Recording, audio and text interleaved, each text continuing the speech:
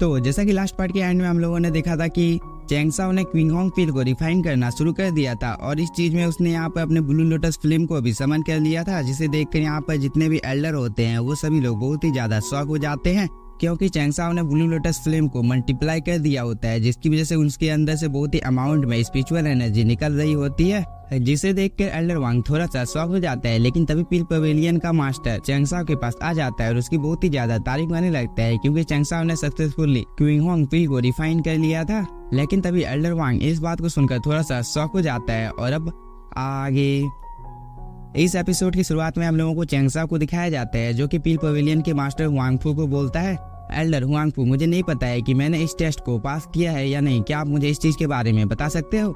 इस पर पील पवेलियन का मास्टर एल्डर हुआंगफू चैंगसाओ को बताने लगता है कि तुमने इस टेस्ट को सक्सेसफुली पास कर लिया है, इसलिए आज से तुम मेडिसिन किंग हो और मैंने तुम्हारे लिए इस बैच को भी तैयार कर दिया है। और वो ये बोलकर इस बैच को अपेयर कर लेता है।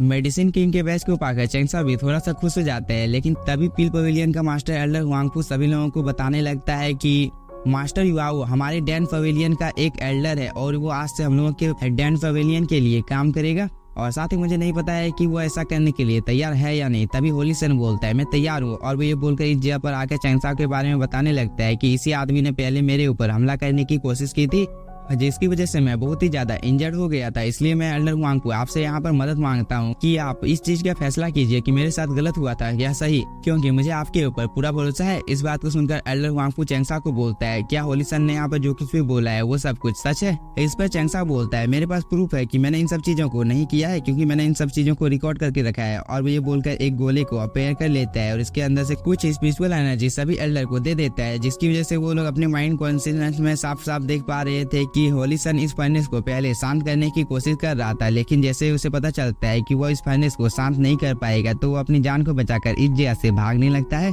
लेकिन तभी चैंगसाओ आकर इस फर्नेस को शांत कर देता है और चैंगसाओ के टैलेंट को देखकर होली सन इससे थोड़ा सा इम्प्रेस्ड हो जाता है। इसलिए वो चैंगसाओ को ऑफर देता है, अगर तुम मेरे लिए काम करने के लिए तैयार हो जाते हो तो इस दुनिया की सारी खुशियां मैं तुम्हें लाकर दे दूंगा।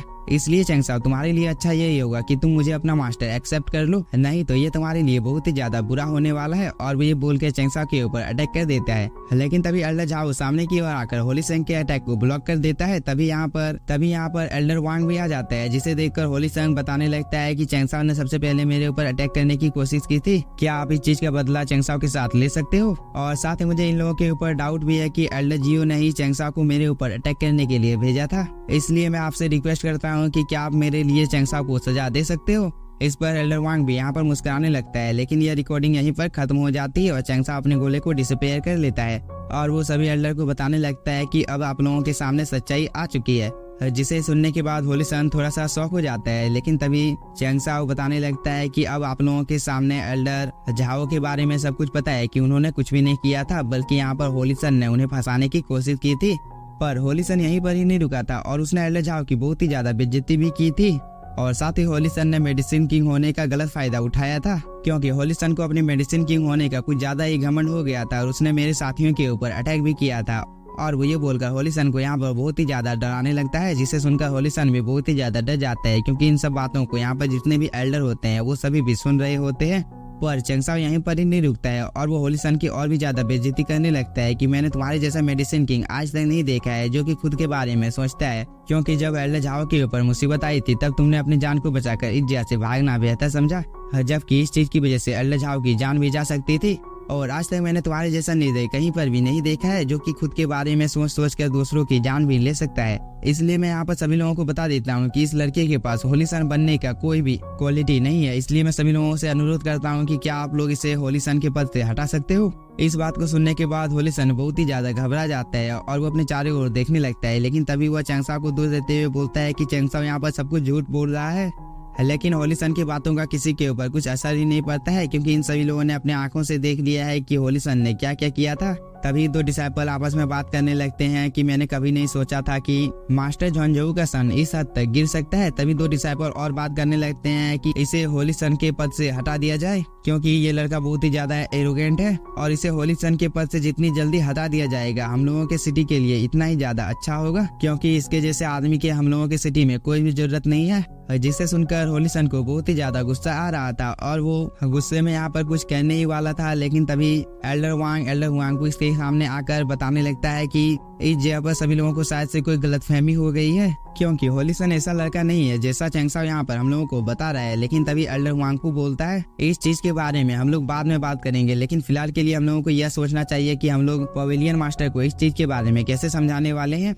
और वो ये बोलकर चैंगसाओ को समझाने लगता है कि यहाँ पर जो कुछ भी हुआ है इस मामले की छानबीन मैं पर्सनली करूंगा, तब तक क्या तुम शांत रह सकते हो। इस पर चैंगसाओ एल्डर वांगफू को बताने लगता है कि अगर मैं होलीसन होता तो मेरे लिए यह बहुत ही ज्यादा आसान होने वाला था, जिसे सुनकर होलीसन जिनजाओ थोड़ा सा शॉक हो जाता है और वो इन सभी एल्डर लोगों के पास आकर इन सभी को देखने लगता है। लेकिन तभी एल्डर वांगफू अपने मन में कुछ सोचने लगता है, जिसे देखकर एल्डर वांग को थोड़ा सा डर लगने लगता है और वो चैंगसाओ को बोलता है तुम्हारी यहाँ पर इतनी ज्यादा हिम्मत हो गई कि तुम होलीसन बनना चाहते हो।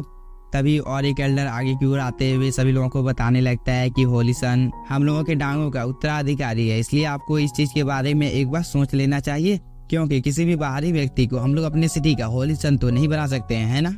इस पर एल्डर वांगफू कुछ देर तक यहाँ पर सोचता है। इसके बाद वो चैंगसाओ को बताता है कि मैं तुम्हारे बारे में पवेलियन मास्टर को जरूर बताऊंगा कि तुम होलीसन बनना चाहते हो।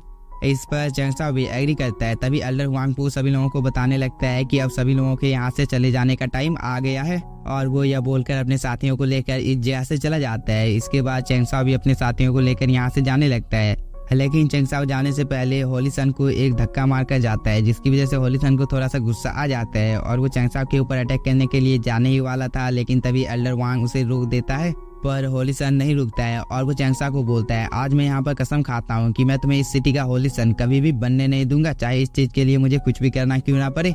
तभी हम लोगों को माउंटेन के बीच में एक लड़की और लड़के को दिखाया जाता है, जो कि आपस में बात कर रहे थे कि मैंने कभी नहीं सोचा था कि होलीसन जिनजाओ इतने बड़े जाल में फंस जाएगा, क्योंकि अब होलीसन के लिए भी बहुत ही ज्यादा प्रॉब्लम क्रिएट होने वाली है। इस पर ये लड़की जिनजाओ के बारे में बताने लगती है कि ये जितनी तेजी के साथ ऊपर गया था वो इतनी ही तेजी के साथ नीचे गिरने वाला है, क्योंकि जब इसके पास पावर थी तब वो बहुत ही ज्यादा एरोगेंट था और इस जैसे लोगों के साथ ऐसा ही होता है।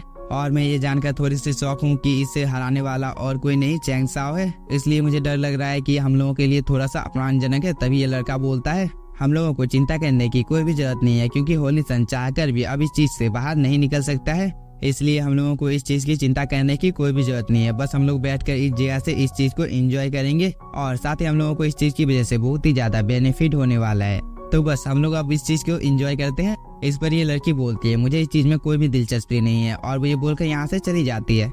लेकिन ये लड़का बोलता है मेरे लिए तो ये बहुत ही ज्यादा इंटरेस्टिंग है। लेकिन यह सीन यहीं पर कट होता है। हम लोगों को चैंगसाओ, एल्डर जियाओ और एल्डर जाओ किंगफेंग को दिखाया जाता है, जो कि इस पैलेस के अंदर में आ जाते हैं, जहाँ पर ओल्ड मैन दाजी सोया हुआ था, जिसे देखकर चैंगसाओ कुछ भी नहीं बोलता है और वो आगे की ओर बढ़ जाता है। लेकिन तभी एल्डर जियाओ चैंगसाओ को बैठने के लिए बोलता है।